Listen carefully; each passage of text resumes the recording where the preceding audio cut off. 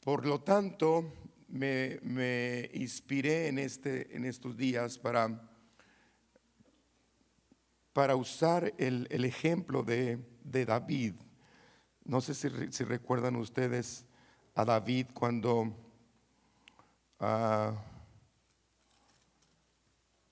él vino a tomar el lugar de Saúl. Saúl fue el primer rey de Israel.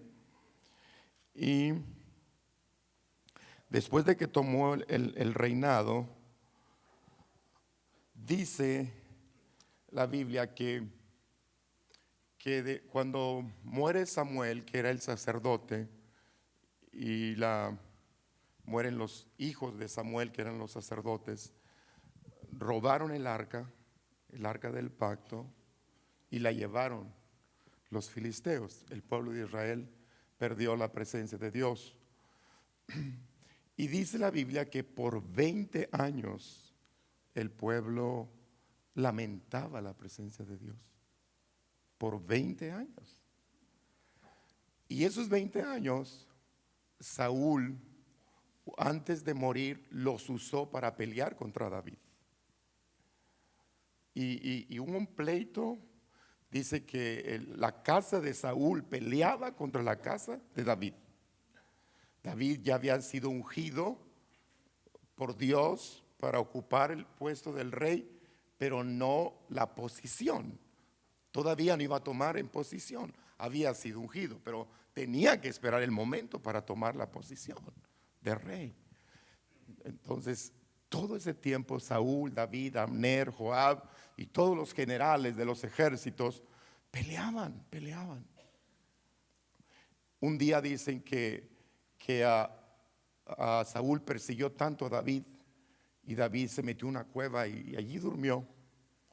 Y sin saber, Saúl llegó a la misma cueva y también hizo su campamento a descansar en esa cueva, sin darse cuenta que David estaba más al fondo, metido en la cueva. Y dice la Biblia que Dios trajo un sueño profundo sobre la vida de Saúl y sus ejércitos, que David se levanta, despacito va y le dice a uno de sus capitanes: usted dígame y yo lo puedo matar de un solo golpe al rey, que es su enemigo. No necesito 2 golpes, uno solo, y lo voy a matar. Y se acabó la guerra. Y dijo David: no le hagas nada, no le hagas nada, dice, porque ¿quién toca un ungido de Jehová y no tiene unas consecuencias? No lo hagas. Nomás vamos a llevarnos su espada, su vaso, su vasija, y cortó un pedazo de su manto. Y salieron sin hacer un solo daño. Y ya cuando estaba David del otro lado de la montaña, le alzó la voz y le dijo: Rey Saúl. Y dice Saúl: ¿no es la voz de mi hijo David? Y dice: sí. Y le enseña el pedazo de tela, le enseña la lanza y la vasija. Le dice: nunca he querido hacerte daño cuando tú has venido a matarme. Allí fue cuando Saúl perdonó la vida de David. Pero digo yo, cuando estaba leyendo la historia, qué desgaste pelearse en la propia casa, ¿no es cierto? Porque el pleito era en la propia casa. Nunca avanza. Cuando el pleito es en la casa, te detienes, hermano. Te desgastas peleándote en la propia casa. Yo espero que no sea la experiencia de los que estamos aquí, ¿verdad? Pero qué tremendo es vivir agotados, peleando, cuando las almas se pierden, cuando la iglesia tiene que avanzar. El enemigo nos entretiene peleándonos en la misma casa. Así estaba David y Saúl. David no quería pelear. Él realmente huía de Saúl. Era Saúl que quería destruir a David por cuanto tenía celo de su ministerio. Hasta que Dios determinó los tiempos, ¿no? Dios determina los tiempos. Sin embargo, fíjese que murió Saúl. Dice la Biblia que los filisteos mataron a Saúl y a Jonatán en el mismo día. Pero inmediatamente Abner, el segundo de Saúl, fue y ungió a Isboset y le dijo: ándale, levántate y te voy a poner como rey, porque David no puede tomar todavía el lugar del rey. Y lo puso, y todavía creo que Isboset reinó 3 años más. Y le dijo, y vamos a seguir peleando contra David. Si tu padre lo quería matar, nosotros lo vamos a destruir también. Y seguía la guerra, seguía. Qué tremendo no es esto, ¿no es cierto? Qué tremendo cuando el enemigo nos distrae por otros lados en lugar de estar buscando la gloria del Señor. Dios reprenda todo esto, hermanos. Y bueno, llegó el tiempo que Abner hace un pacto con David, se reconcilian, David lo perdona, Abner se regresa a casa contento porque arregló las cuentas sin saber que estaba un enemigo de él, lo mató. Bueno, se fue acabando toda la familia de Saúl hasta que David toma el reinado y une los dos reinos, el de Judá con el de Israel, que estaban divididos. Y cuando los une, lo primero que David viene a su mente es lo que se menciona en 2 de Samuel, por favor, capítulo 6. Quiero que vayan al segundo libro de Samuel, capítulo 6. Y temiendo David, en el versículo 9, por favor, 2 de Samuel 6, 9. Y temiendo David, digan conmigo, y temiendo David a Jehová aquel día dijo, ¿cómo ha de venir a mí el arca de Jehová? Es una pregunta. ¿Cómo ha de venir a mí el arca de Jehová? Ahora regresen ustedes, por favor, a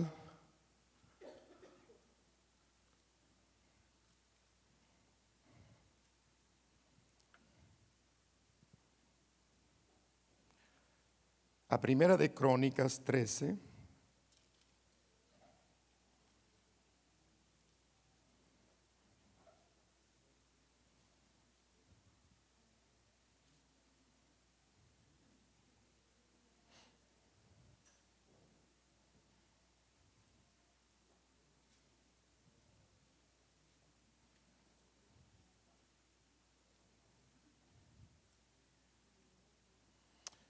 En el versículo 3, Primera de Crónicas 13, 3, traigamos el arca de Dios, traigamos el arca de nuestro Dios a nosotros, porque desde el tiempo de Saúl, ¿qué dice ahí?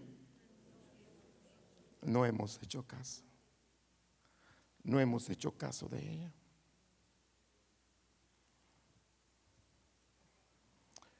Y nosotros sabemos que en esta historia dicen que David, como rey, mandó traer el arca y contrató un carro nuevo guiado por unos animales, podríamos generalizar, y la subieron. El arca estaba en casa de Abinadab, ahí duró por 20 años, y llegaron y la subieron a ese carro y la transportaron 2 personas. Entre ellos iba un levita llamado Usa, y David la llevaba a su casa a empezar el reino con la presencia, con el arca, a recuperar el arca. Y dice la historia que cuando llegaron, antes prácticamente de llegar a su destino, los bueyes tropezaron y el carro en que iba el arca se iba a caer, como que se la dio, y ese joven levita llamado Usa la cogió, la agarró, la sujetó para que no cayera, y por esa temeridad Dios mató a Usa y allí murió y se detuvo. Entonces llevaron el arca a casa de Obed-edom y no a casa de David, y David lloró y se lamentó por la muerte de Usa, y fue cuando dice: ¿cómo haré para traer el arca de Dios. ¿Cómo lo voy a hacer? Y es lo que menciona aquí. Miren, vamos a leer 2 de Samuel capítulo 6. ¿Están ahí conmigo? Vamos a leer verso primero. David volvió a reunir a todos los escogidos de Israel, 30,000. Y se levantó David y partió de Baala de Judá con todo el pueblo que tenía consigo, para hacer pasar de allí el arca de Dios, sobre la cual era invocado el nombre de Jehová de los ejércitos, que mora entre los querubines. En el verso 3 dice: y pusieron el arca de Dios sobre un carro nuevo, y la llevaron de la casa de Abinadab, que estaba en el collado de Usa, y Ahío, hijos de Abinadab, guiaban el carro nuevo. Y cuando lo llevaban de la casa de Abinadab, que estaba en el collado, con el arca de Dios, Ahío iba delante del arca, y David y toda la casa de Israel danzaban delante de Jehová con toda clase de instrumentos de madera, de haya, con arpas, salterios, panderos, flautas y címbalos. Cuando llegaron a la era de Nacor, Usa extendió su mano al arca de Dios y la sostuvo, porque los bueyes tropezaban. Y el furor de Jehová se encendió contra Usa y lo hirió allí por aquella temeridad. Cayó allí muerto junto al arca de Dios.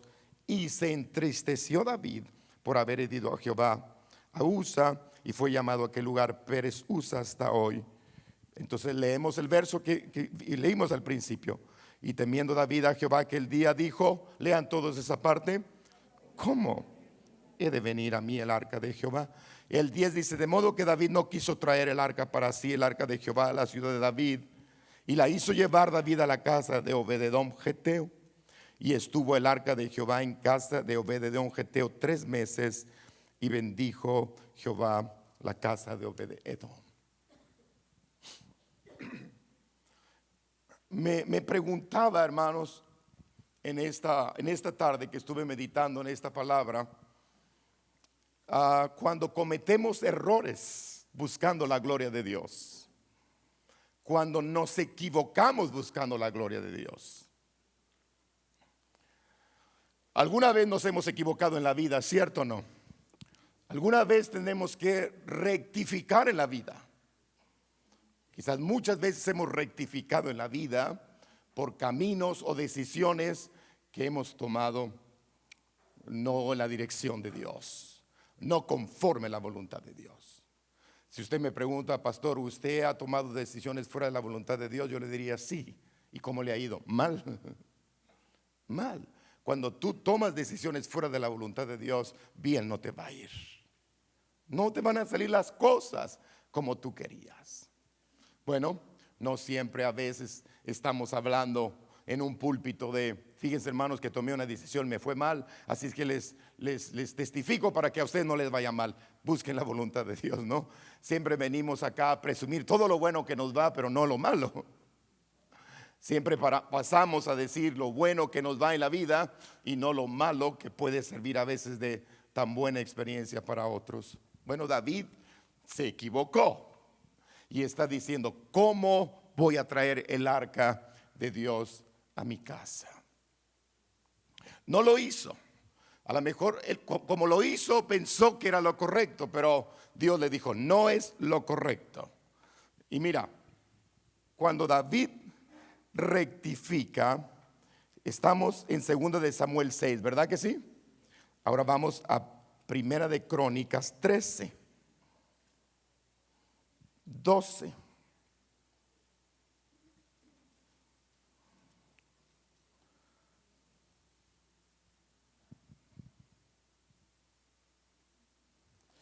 Primera de Crónicas 13. Y David temió a Dios aquel día y dijo, de nuevo, ¿cómo he de traer a mi casa el arca de Dios? Ahora vamos al capítulo 15, ahí mismo en Primera de Crónicas 15, 12. Y les dijo, vosotros que sois los principales padres de las familias de los levitas, santificaos vosotros y vuestros hermanos, y pasad el arca de Dios de Israel al lugar que he preparado. Pues no haberlo hecho así vosotros la primera vez, Jehová nuestro Dios nos quebrantó, por cuanto no le buscamos según sus ordenanzas. Aquí hay un punto importante. David está reconociendo su error. Dice: me aventuré llevando el arca en un carro nuevo, guiado por unos bueyes, y Dios nos quebrantó porque murió una persona inocente. Y Saúl reflexiona: me equivoqué, y vuelve a decir: ¿cómo le voy a hacer? Entonces dice: ustedes, los señores, los varones, los jefes de familia, santifiquen, preparen un lugar, porque vamos a hacer las cosas. Me gusta mucho como David aclara verso 13. A ver, pónganme el verso 13 y ustedes léanlo.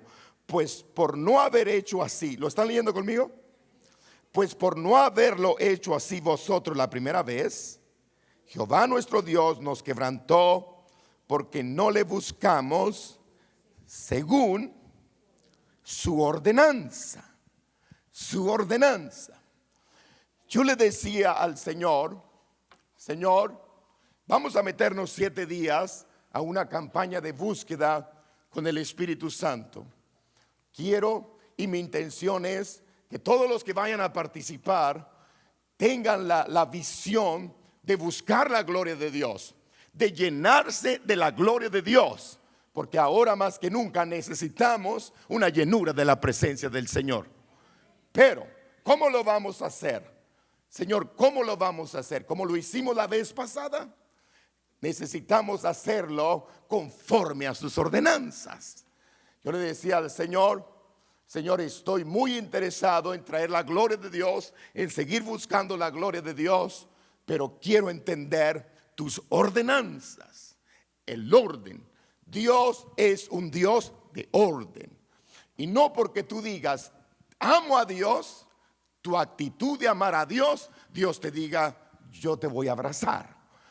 Yo quiero más de Dios. A veces son buenas las intenciones, pero no solo bastan intenciones, basta obedecer la orden establecida para acercarnos a Dios. En ocasiones podemos venir a la iglesia o alguien desde este púlpito aventarte bendición o decirte ven, toma gloria, recibe gloria, y uno corre y busca, a ver, deme la gloria. Las intenciones son buenas, pero la ordenanza para poseer la gloria de Dios, la ordenanza para tener la gloria de Dios en tu vida está escrita en la palabra, y tenemos que ir a la palabra para poder tomarla. Tenemos que entender la palabra. Somos muy emocionalistas nosotros, hermanos, tendemos a ser muy emocionalistas. Yo también soy emocionalista. Yo cuando oro me gusta llorar, me gusta temblar, me gusta sentir la presencia de Dios. Pero no siempre Dios quiere que lo sientas. A veces quiere que lo ames y que obedezcas su palabra. Este día yo no lo sentí, pero lo pude entender en la palabra. Y le dije: Señor, llévame por un entendimiento a tus ordenanzas, a oír tu voz. Me decía el Señor: muchos oyen la voz del hombre, pero no me oyen a mí. Hace un momento Edgar estaba soltando palabra y todos le oímos, pero oímos a Edgar, no estamos oyendo a Dios a través de Edgar. Y ese es el problema.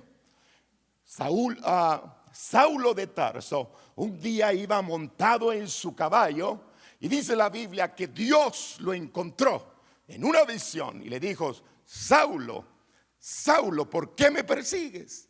Le dijo: ¿quién eres tú, Señor? Y el Espíritu le habló a través de esa visión, y la voz le dijo: yo soy el Señor a quien tú persigues. ¿No sabes que perseguirme a mí es como dar coces contra el aguijón? Cuando yo estaba recibiendo esta palabra, decía: Señor, ¿cuántas veces nosotros los predicadores o los siervos o tu palabra ha sido expuesta y nosotros solamente oímos al hombre y no estamos oyendo la voz de Dios? Por eso estamos equivocando el camino. Dice alguno que por ahí yo escuché a alguien que dijo: si Saulo de Tarso hubiera oído cualquier conferencista, cualquier predicador, y no hubiese oído la voz de Dios, nunca hubiese logrado ser lo que Dios le llevó a ser. Porque la gente no está oyendo a Dios, está oyendo al hombre. Usted viene aquí y escucha un sermón y otro sermón, y usted está oyendo al hombre. Usted no está oyendo a Dios, porque si usted oyera a Dios, cambiara. Ya ve que no dice amén, porque está oyendo al hombre. Y puede salir diciendo: estuvo bueno el sermón del pastor, pero hasta ahí. Oyó una conferencia, oyó un sermón, pero no escuchó a Dios a través de ese sermón. Y eso es un problema, es un peligro grande el que estamos viviendo en este tiempo. Yo no digo que usted tiene que venir a la iglesia para oír a Dios. La iglesia o los servicios que hacemos aquí solamente lo hacemos para celebrar las victorias del Señor. Usted debe estar oyendo a Dios todos los días a través de la palabra bendita del Señor. Pero tenemos otro problema, que hoy la gente ha perdido el fervor de leer la Sagrada Escritura. Hemos perdido el fervor de leer la Sagrada Escritura, y es a través de la Sagrada Escritura que vamos a oír la voz de Dios. Solo una persona me dijo amén. Entonces David escribe, hermanos, en Crónicas. No te duermas. No quiero saber quién bostezó.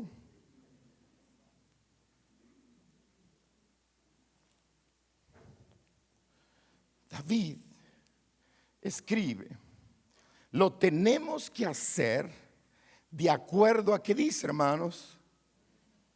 A sus ordenanzas. A sus ordenanzas. Ahora, vamos a leer el capítulo 15 de Primera de Crónicas. Vamos a ver qué explica David aquí. Verso primero. Tengan su Biblia abierta y díganle al Señor: quítame el sueño que traigo, por favor. Hizo David también casa para sí en la ciudad de David. Y ahí dice: arregló un lugar. Diga conmigo: arregló un lugar. Me encanta eso. Primero que dice: arregló un lugar para el arca de Dios y levantó una tienda. Entonces dijo David: el arca de Dios no debe ser llevada sino por quienes, dice allá, levitas. Entonces, ¿por qué la mandó con bueyes? ¿Se explica? ¿Por qué la mandó con bueyes? Si los que la tenían que llevar, ¿quiénes eran? Levitas. Porque a ellos ha elegido Jehová para que lleven, el arca de Jehová y les sirvan, ¿qué dice allá? Perpetuamente. Y congregó David a todo Israel en Jerusalén para que pasasen el arca de Jehová a su lugar, el cual había preparado. Vamos al verso 12. Y les dijo: vosotros que sois los principales padres de las familias de los levitas, santificaos vosotros y vuestros hermanos, y pasar el arca de Jehová de Israel al lugar que le he preparado. Al lugar. En otras palabras, me equivoqué, porque la mandé en un carro nuevo guiado por bestias, por animales. Cuando está establecido en tus ordenanzas que lo deben de cargar, ¿quiénes? Los levitas, los sacerdotes. Cuando nosotros leemos aquí este capítulo, hermanos, habla de sacerdocio. Los sacerdotes que representaban la gloria, la presencia, los intercesores de Dios con ellos o para ellos. Ellos eran los que la tenían que llevar. Y un sacerdote tenía, cuando yo hablo de sacerdote, estaba pensando yo, tendríamos que revisar un poquito sobre los sacerdotes. ¿Quiénes eran? Para empezar, los sacerdotes, dice la Biblia, que tenían que ser de la descendencia de Leví. ¿Y quién era Leví? Era un levita, por eso viene la palabra levitas de Leví. Leví era el tercer hijo de Jacob, y de ellos tenía que salir un sacerdote. De una tribu. Dios escogió una tribu especialmente que llamó los de los levitas o la tribu de Leví, para que se consagraran. Fíjense, hermanos, para que se consagraran, se santificaran en el servicio de la gloria de Dios. Incluso a Moisés le dijo: mira, Moisés, cuando instituyas el sacerdocio, escribe por favor hasta la ropa que ellos tienen que vestir, y todos los símbolos, las figuras que van a tener su ropa, porque ellos serán un sacerdocio escogido, consagrado, santo. Y si tú te pones a leer el Éxodo 28, vas a encontrar que ellos tenían que vestir, primero les ponían una mitra. La mitra era como un capuchón de lino blanco, de lino fino, y aquí en la frente llevaban una diadema que decía santidad a Jehová. El sacerdocio, primero, había dos tipos de sacerdocio: lo que llamaban el sumo sacerdote y el sacerdocio común. Pero tenían una diadema que decía santidad, y luego le ponían sus calzoncillos. Era también una tela blanca pegada sobre el cuerpo, con las mangas y todo hasta esta parte de las rodillas. Y después le ponían lo que era como una bata, un vestido, como una túnica, un vestido completo de una sola pieza, y que abajo tenía bordado de oro y unas campanitas. Ese vestido era una sola pieza, que lo único que hacía ver abajo eran las campanas y el bordado de oro. Y sobre ese vestido ponían lo que llamaban el efod. El efod era como un chaleco. Bueno, el chaleco es sin mangas.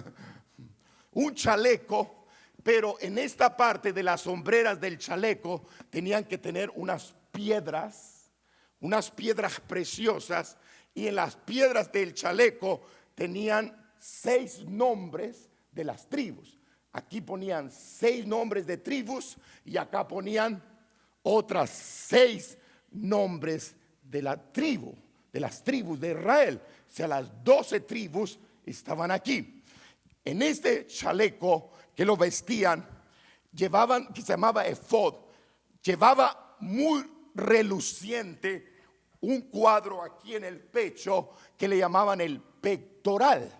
Y el pectoral tenía 12 piedras también, con los 12 nombres de las tribus, como queriendo decir: todo sacerdote siempre en su pecho debe tener las tribus, debe cargar con las tribus.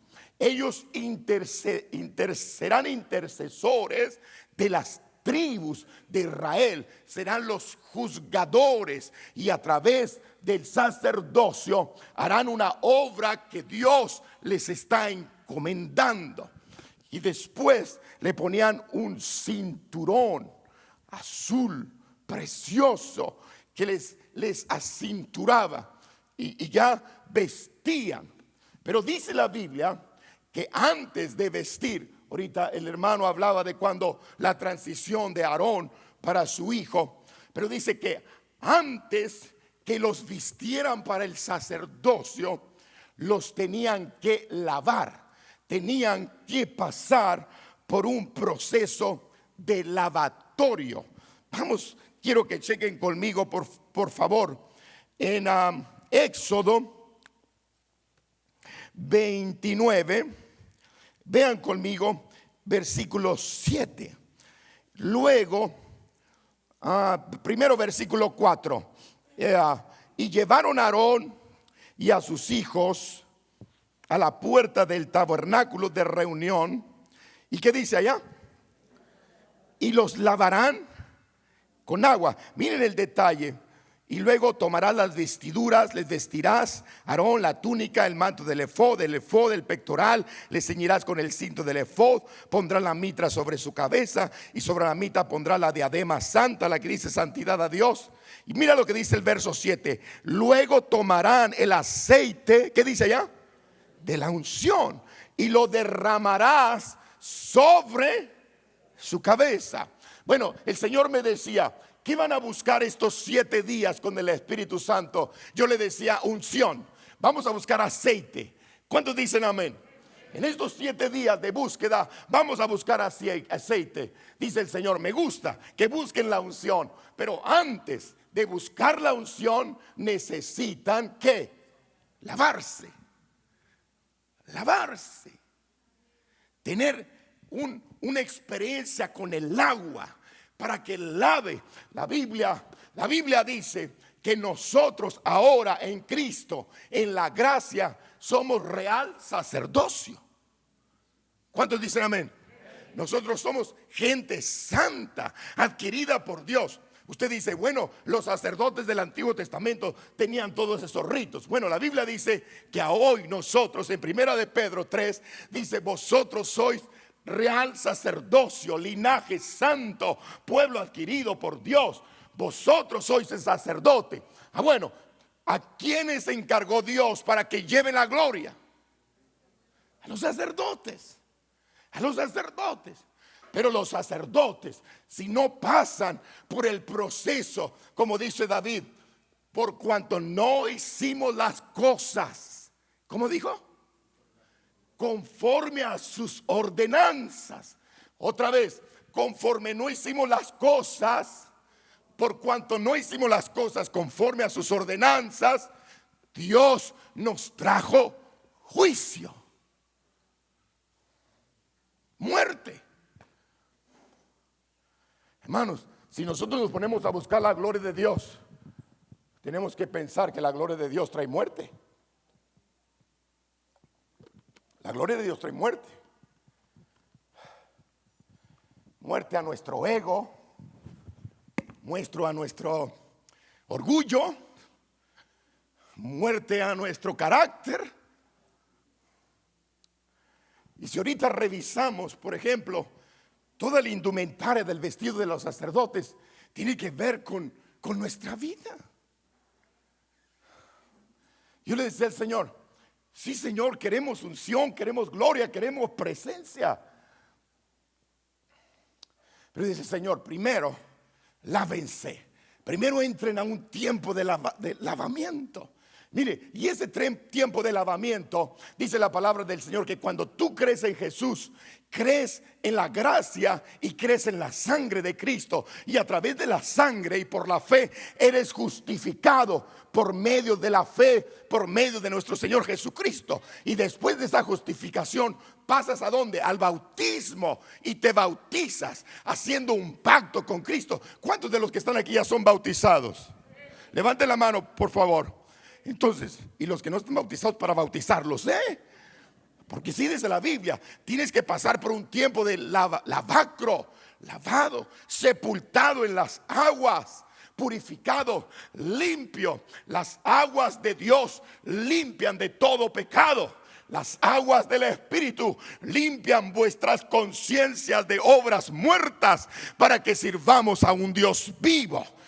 Dios quiere, hermanos, en estos días, y yo dije el domingo, el jueves pasado, que antes de que empecemos la campaña, Dios se va a hacer presente, porque hay un pueblo que está deseando la gloria de Dios, deseando la presencia de Dios. Y quiero, hermanos, que no la deseen cuando vengan al culto, deseenla en casa, deseenla diario, deseenla cuando estén en sus momentos de ocio. La gloria de Dios quiere posar con nosotros. Aleluya. Sea bendito el nombre del Señor.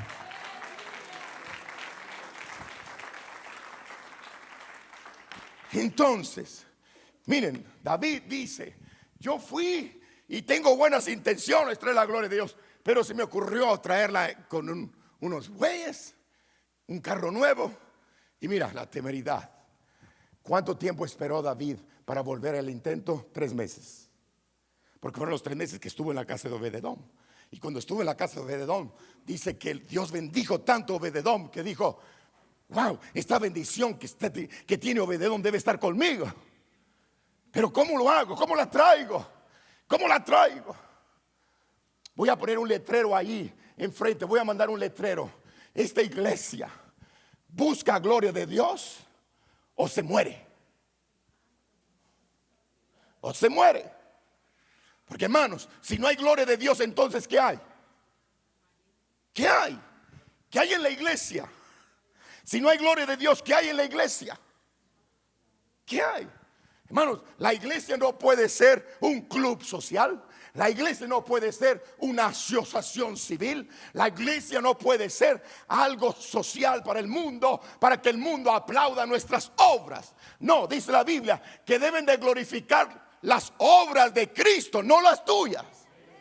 ¿Las obras de quién? De Cristo. Que vean vuestras buenas obras y glorifiquen a vuestro Padre que está en los cielos.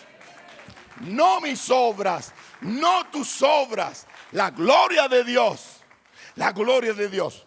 Pero, hermanos, una iglesia si pierde la gloria de Dios, lo ha perdido todo. Un cristiano que perdió la gloria de Dios, lo ha perdido todo. Es un cristiano a expensas de ataques, de luchas contra el enemigo. Aleluya.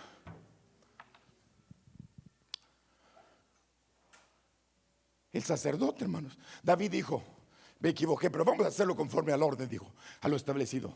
Sacerdotes.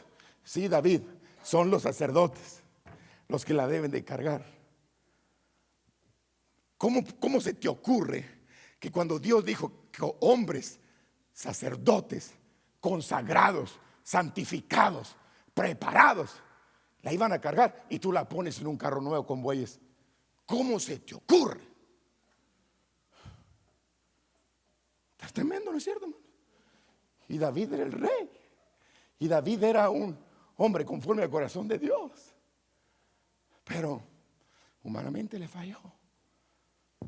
Humanamente le falló. A lo mejor queremos traer rápido, hermanos, la gloria de Dios. Y es cierto, es bonita la gloria de Dios, pero no va a venir a capricho del hombre.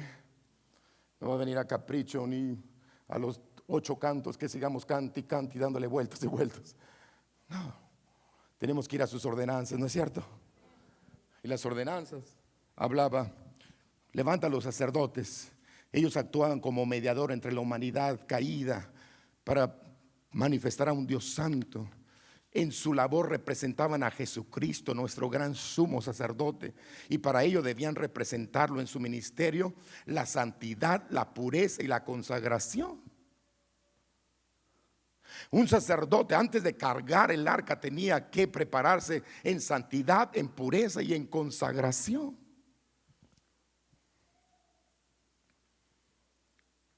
Dice que cuando le ponían la mitra en la cabeza era de lino y sobre ella esa lámina de oro que escribían santidad a Jehová. Esta era la máxima, lo máximo que debía regir la vida de ellos. Era lo máximo. Todo sacerdote tenía que participar, y esa representaba la completa consagración a Dios. Lea conmigo Primera de Pedro, por favor, 1, rapidito. A ver acá, vámonos a Primera de Pedro. Yo sé que ya sí quieren ir, pero se aguantan.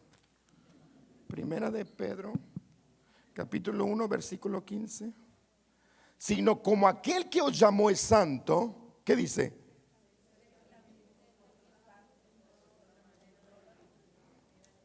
Porque escrito está. Ok, hermanos, yo estaba haciendo un análisis hace un momento de todos los cantos que cantamos, y no quiero decirlo por los hermanos, pero todos los cantos que cantamos ahora exaltan, te ayudaré, admirable, ven a mí, te voy a resolver problemas. Cosas que tú puedes coger con Dios. Pero poco nuestros cantos hablan que en el cielo dice que los ángeles día y noche no dicen admirable. Los ángeles en el cielo no dicen tú eres el que nos ayudas. No están cantando tú eres el poderoso. No están cantando el proveedor. No están cantando el sanador.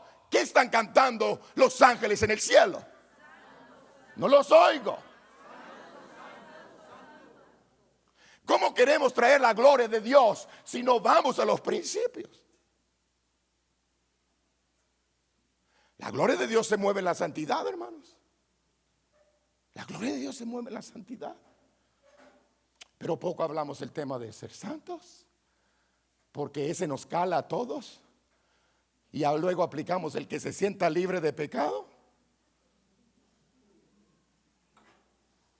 ¿Por qué? Porque hemos perdido el espíritu que nos conecta con Dios. ¿Cuál es? ¿Cuál es la regla? Santo. David, ¿cómo se te ocurre poner el arca, que él habita en la santidad, que es un Dios santo, no es un Dios inmundo, no es un Dios que lo puedes cargar a tu antojo, no es un Dios que lo puedes poner de cabeza, no es un Dios que le puedes exigir? Él es persona, Él es Señor y se llama santo el nombre de Jehová. Por eso el sacerdote tenía que tener una diadema aquí que decía santidad a Jehová. Bueno, qué bueno que ellos eran los santos, porque nosotros, santo, ¿verdad? Se te salió, mamita. Porque nosotros, santo, de santo como nos hace falta. No es cierto, hermanos. Entonces me decía el Señor, ¿cómo quieren gloria si no buscan la santidad? ¿Cómo quieren gloria si no quieren consagrarse? ¿Cómo quieren gloria si no quieren guardar su corazón? Miren, hermanos, dicen que también la mitra, que representaba la completa consagración a Dios, la túnica blanca que representaba, esa túnica que les dije que llevaban, representaba perfección del carácter. Eso me golpeó a mí. Diga conmigo, la túnica del vestido representa la santidad del carácter. Hay que platicar un poquito del carácter. A ver, hermanos, aquí entre nos, ¿cómo es tu carácter? Santo, qué bonito. ¿Cómo es tu carácter? ¿Cómo es tu carácter? ¿Impulsivo? ¿De acuerdo a algún temperamento que alguien por allí inventó? ¿Sobre algunos temperamentos de la vida? ¿Cómo es tu carácter? Yo no sé, pero tú lo conoces. A veces que ni tú mismo te aguantas. De verdad, yo lo digo porque a veces siento que yo mismo no me aguanto. Voy al espejo y digo, como aquel dice, qué bonito soy, como me quiero. No, cómo me aborrezco, dijo Pablo, en mi carácter. Cómo me aborrezco, porque lo que no quiero hacer, eso hago. Me gobierna mi naturaleza. Estoy escribiendo el sermón del domingo y me vi tentado para predicarlo ahora, pero quiero predicarle a toda la congregación. Y es sobre el tema de mudarse. Mudarse. El Señor me habló y me dijo claro, múdate. Múdate. Y mudar tiene que ver de mudarse de casa, de mudarse de ropa, de mudarse de naturaleza, de mudarse, de cambiar de un ropaje nuevo. Dios quiere un vestido nuevo. Nuevo, hermanos. Dios ya se cansó de palabras. Él quiere tratar con lino fino que tiene que ver con la ropa y es el carácter. No es el buen pantalón, ni los zapatos, ni el saco, ni la corbata. Tiene que ver con carácter. Digan amén, aunque sea para sentirme, hermanos, como, qué suave, pastor, qué bien. Digan algo, aunque digan después lo mastico bien. El sermón, carácter. ¿Tú crees que en estos días de campaña Dios va a venir a bautizarte cuando eres voluntarioso, cuando eres rebelde, cuando eres... Bueno, esas son las dos palabras las dos cosas que se me vinieron a la mente. ¿Tú crees que Dios va a venir nada más porque levante las manos? Él quiere tratar con un corazón limpio. Él quiere vestirnos de lino fino. El lino representa las acciones. Las acciones. Ya dejemos, hermanos, de estar hablando tantas palabras, que en la mucha palabra, ayúdenme, no falta el pecado. Ya no hables de más. No estés hablando de más, porque de cada palabra vamos a dar cuentas a Dios. Carácter. ¿Cómo es nuestro carácter? Una cosa es en la iglesia y otra cosa es en la casa. Una cosa es en el trabajo y otra cosa es en el ministerio. No, el que es cristiano debe ser de una sola pieza, de lino fino. De lino fino. El domingo les voy a traer un manto de lino a todos para recordarles que fuimos llamados a portar lino fino. Fino, que son nuestras obras, nuestro carácter. ¿Cómo somos? ¿Cómo somos? Pero ¿cómo somos cuando nadie nos ve?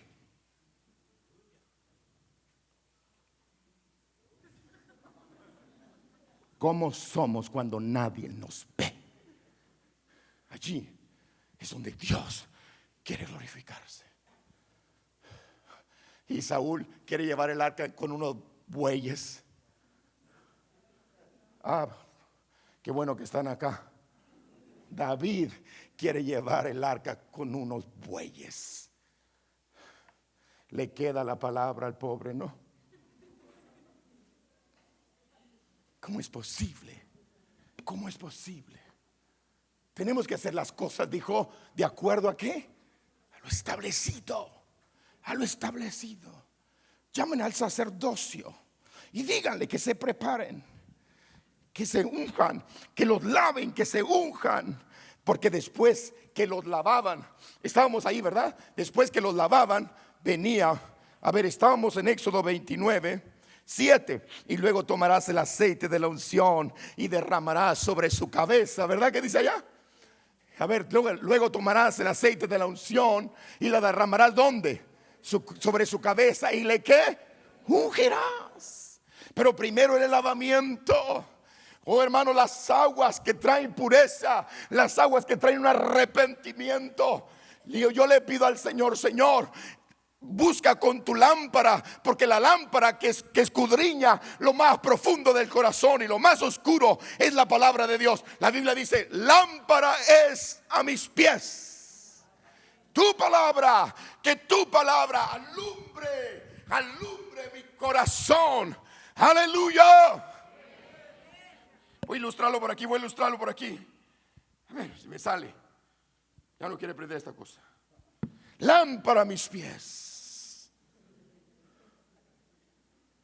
Aquí, hermanos, lámpara a mis pies tu palabra. Hermanos, ya nos cansamos de estarte exhortando y no obedeces. Que la palabra te exhorte. Que la palabra, porque la palabra de Dios es viva, es poderosa. Y la palabra viene en contra de todo desánimo, de toda pereza, de todo enfriamiento, de toda carnalidad. La palabra alumbra nuestros corazones. La palabra. Así lo dice, hermanos. ¿Cómo se apaga esto aquí? Oh, Jesús. Dios es bueno, hermanos. Y grande en misericordia. Primero, antes del aceite, era el lavamiento. Yo quisiera, Edgar, que si hay unos hermanos que no se han bautizado, bautícense, hermanos. Bautícense. ¿Qué espera? ¿Qué espera? ¿Cree en Jesús? Sí. ¿Cree que Dios levantó de los muertos a Cristo? Sí. ¿Cree que está a la diestra del Padre intercediendo por nosotros? Sí. ¿Cree que es el camino, la verdad y la vida? Sí. Entonces, bautícese.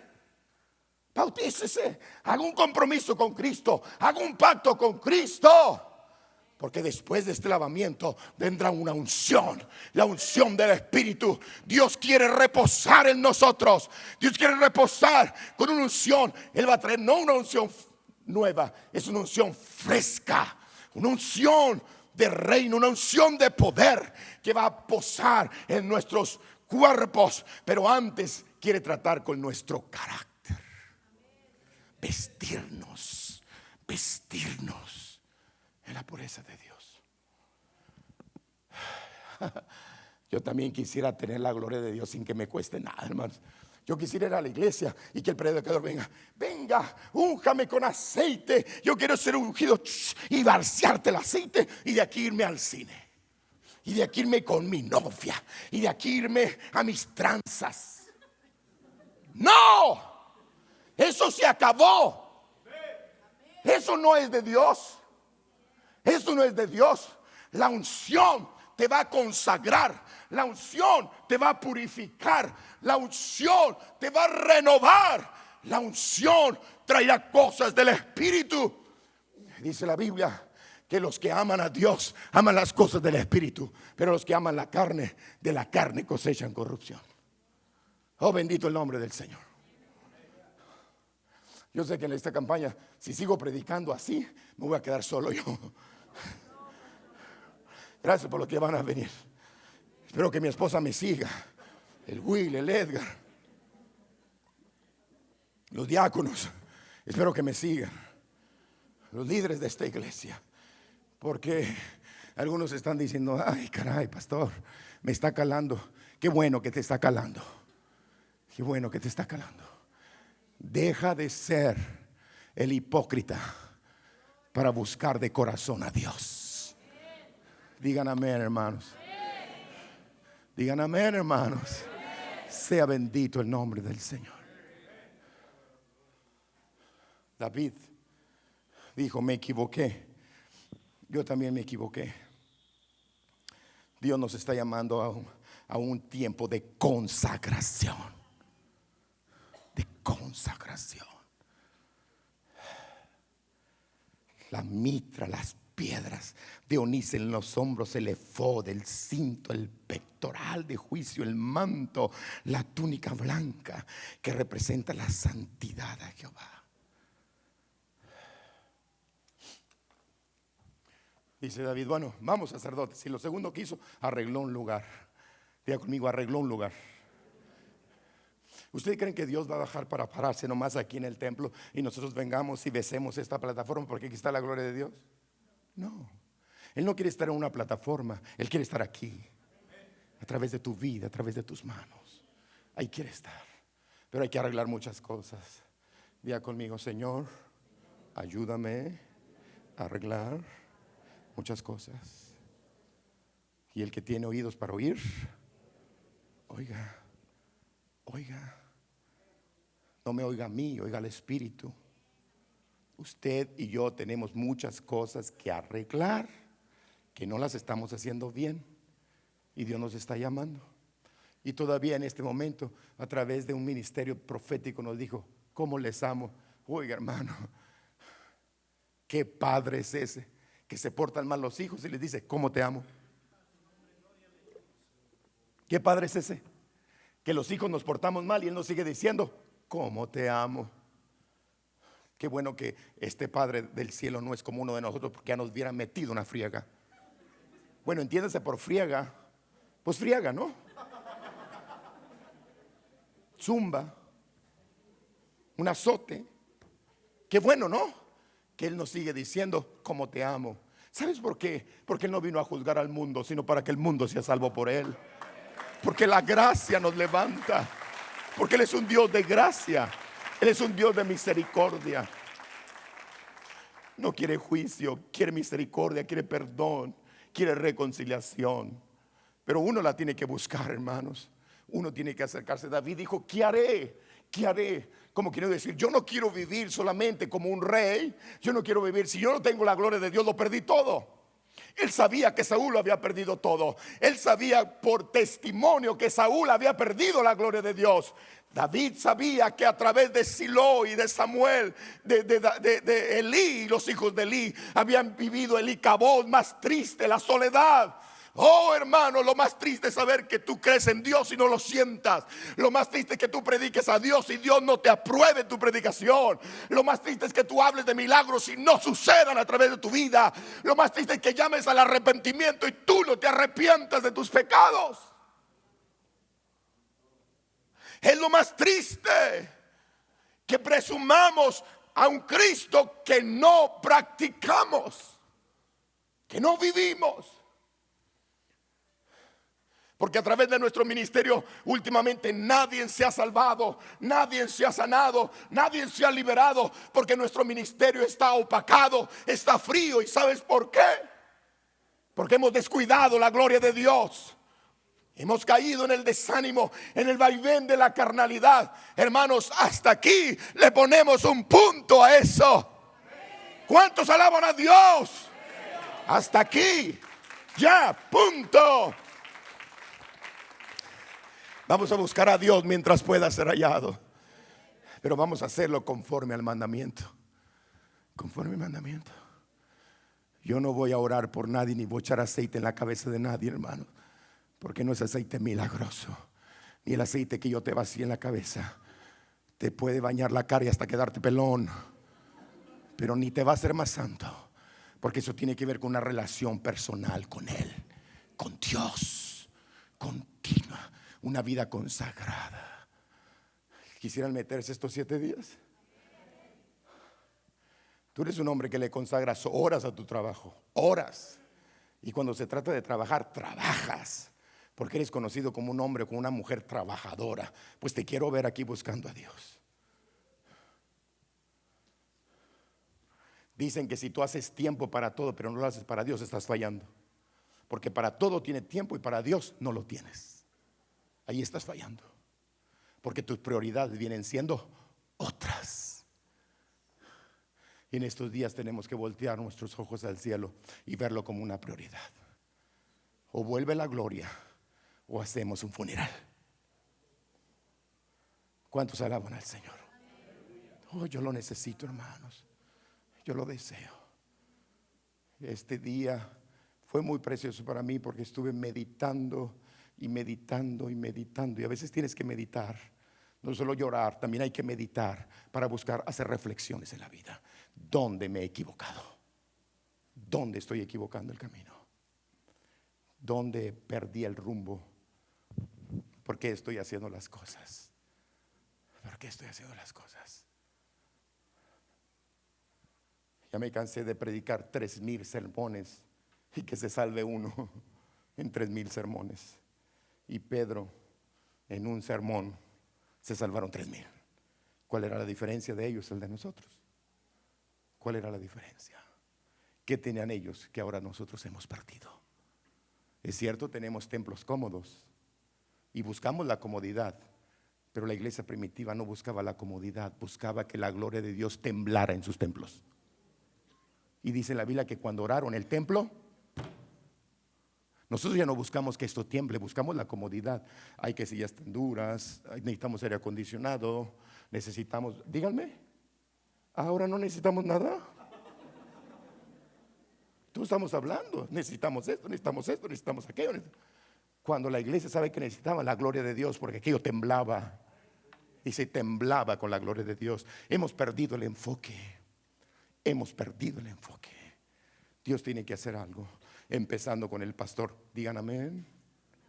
Digan amén. Dije empezando con el pastor, no con ustedes, conmigo. Gracias. Porque tiene que empezar con la cabeza, ¿no es cierto? Si empieza primero con la cabeza, va a bajar al cuerpo, que es el cuerpo de Cristo. Somos responsables, hermanos, no solamente de venir a entretenerles aquí, sino tener una palabra del cielo para decir, de verdad hemos perdido algo. Hemos perdido algo. La gloria de Dios. Estaba pensando qué difícil es traer la gloria de Dios, y me dijo el Señor, no es difícil. Lo difícil es que no quieres entregarte, porque si te entregas, tu vida va a cambiar. Si te consagras, tu vida va a cambiar. Dice Joel: y en los postreros días, hablando de los tiempos nuestros, derramaré de mi espíritu solo en sacerdotes, solo en diáconos, solo en las personas que ayunan más. ¿Cómo dice en Joel 2? Y derramaré de mi espíritu sobre toda carne, sobre toda carne. Y cuando apareció el Espíritu Santo en Hechos 1, en Hechos capítulo 2, les dijo, y vino sobre ellos y hablaron en lenguas, como el Espíritu les daba que hablasen. Pero perseveraban unánimes en oración y estaban esperando la promesa de Cristo, porque Cristo les dijo, les mandó: no salgan de Jerusalén, no salgan de Jerusalén, así les dijo el Señor antes de ascender, hasta que sean investidos, revestidos, mudados. Entonces, porque en el mundo donde los llevo es un mundo difícil, pero el poder de Dios es como una dinamita para la roca. Aleluya. Para el terreno más difícil no es más que la gloria de Dios como una dinamita para vencer lo que es imposible para el hombre. Es posible para Dios. ¿Cuántos alaban al Señor? No esperaba muchos amenes, pero fueron benignos con el Señor ustedes ahora, porque a pesar de lo que hablé, han podido decir amén. Y amén significa así sea. Así sea. 7 días con el Espíritu Santo, del 5 al 12. Pero antes tenemos que decir al Señor: prepara un lugar. Diga conmigo: prepara un lugar. Y ese lugar es mi corazón.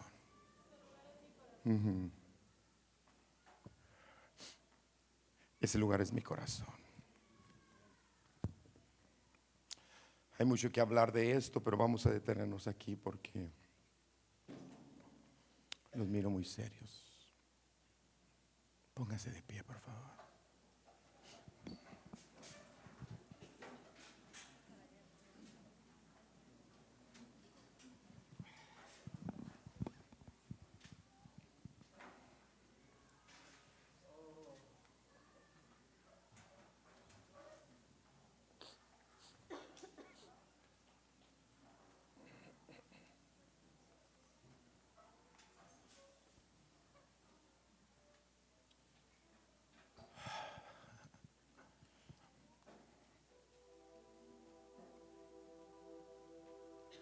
Pensaba llamar a los que quieren unción, a los que quieren un milagro y a los que Dios quiere que les cambie su carácter. Y me vino a la mente: todos van a estar de aquel lado menos de este,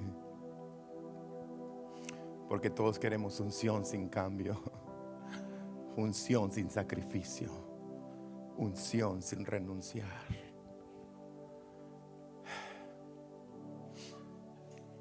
Ahora nos están predicando un evangelio tan barato. Parecemos iglesias, de esas iglesias donde vas, pon una entradita del carro y llaman autoservicio. ¿Quieres unción? Váyase. ¿Quieres bendición? Tómela y váyase. O sea, ya no hay proceso, ya no hay dolores de parto, ya no hay altares. Vengan mañana nomás para que vean los pocos hermanos que oran, porque ya no hay fruto, ya no hay dolor de parto. No hay quebranto, no hay gemido. Nadie gime en los altares. No hay búsqueda. ¿Cómo queremos? Dígame, ¿cómo queremos la bendición de Dios? ¿Cómo? ¿Cuántos días estuvieron antes del derramamiento del Espíritu en Hechos capítulo 2? Algunos dicen que 10 días. 10 días metidos. Estaba leyendo una historia de un pastor que ayunó 7 días. Y dice: el primer día de ayuno, hermano, ni sientes nada, porque viene siendo como una malpasada. El segundo día tienes algunas reacciones, pero igual es tolerable. El tercer día, dice, ya empieza tu cuerpo a buscar, a tener reacciones, a rebelarse, porque quiere comida. Al cuarto día, dice, es el día más difícil, porque comes o sigues ayunando.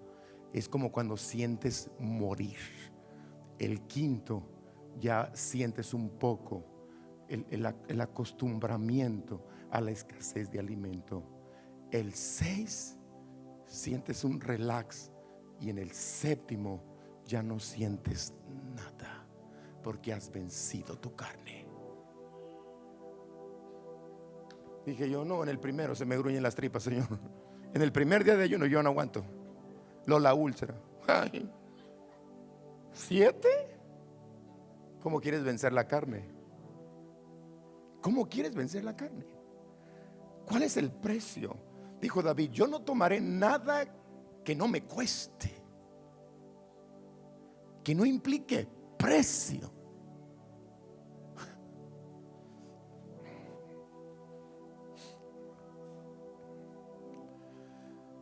Siete días con el Espíritu Santo. Será hermoso. Gracias por sus amenes. Será hermoso. Él va a trabajar con nosotros.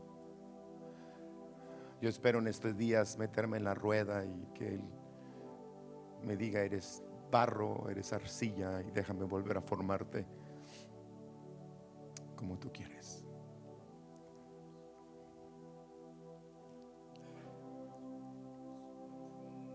Estoy rechazando algunas invitaciones porque necesito estar aquí. Ya no voy a salir. He rechazado invitaciones porque necesito un retiro con Dios. Es cierto, uno está dando y bendice, pero también necesita un refrigerio. Estoy peleando con el enemigo. Estoy peleando y estoy de pie aquí por la gracia y la misericordia de Dios. Pero no saben ustedes con cuántos demonios me he enfrentado, de todo tipo. Estoy peleando. ¿Y sabes qué? El Señor me dijo, no más resiste. No más resiste. No más resiste. Aún en la actitud de ustedes yo miro la pelea. Aún en la actitud de ustedes como iglesia yo miro la pelea. Pero he aprendido a esconderme. ¿Sabes dónde? En el polvo de la presencia de Dios. Ahí me he escondido y ahí me voy a esconder. Y sé que de allí sale transformado, porque espero tiempos nuevos en el nombre poderoso de Cristo. Yo sé que si ustedes han sido una iglesia buscadora, ustedes han sido una iglesia manipulada, una iglesia buscadora. Ustedes saben de qué estoy hablando, porque hemos tenido experiencias con la gloria de Dios, pero nos hemos acostumbrado a otras cosas. Pero vamos a volver a Él, y si nos volvemos a Él, Él se volverá a vosotros. Así lo dice la palabra. Si te vuelves a mí, yo me volveré a ti. Hay mucha lucha. Hay lucha en la casa, hay lucha con la carne, hay lucha en el trabajo, hay desánimo, hay mucha lucha. Pero Dios va a levantar guerreros poderosos. Yo lo creo, hermanos. Prepárate para estos 7 días. Prepárate. No lo tomes a poco, porque si tú lo tomas a poco, el Señor te va a sacar. Les anuncio que algunos van a tener que salir, porque no pueden estar en este mover. No pueden estar en un mover del Espíritu con esa actitud. Tienes que salir.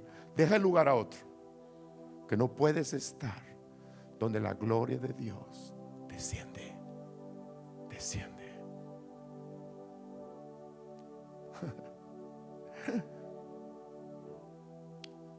Quiero levantar a ti mis manos, maravilloso Jesús, milagroso Señor. Llena este lugar de tu presencia y encender tu poder a los que estamos aquí. Quiero levantar a ti mis manos, maravilloso, milagroso Señor. Llena este lugar de tu presencia y haz descender tu poder a los que estamos aquí. Que yo creo en ti, Jesús, en lo que harás en mí. Y yo creo en ti, Jesús, en lo que harás. Diga otra vez, y yo creo en ti, Jesús, y yo creo en ti, Jesús, en lo que harás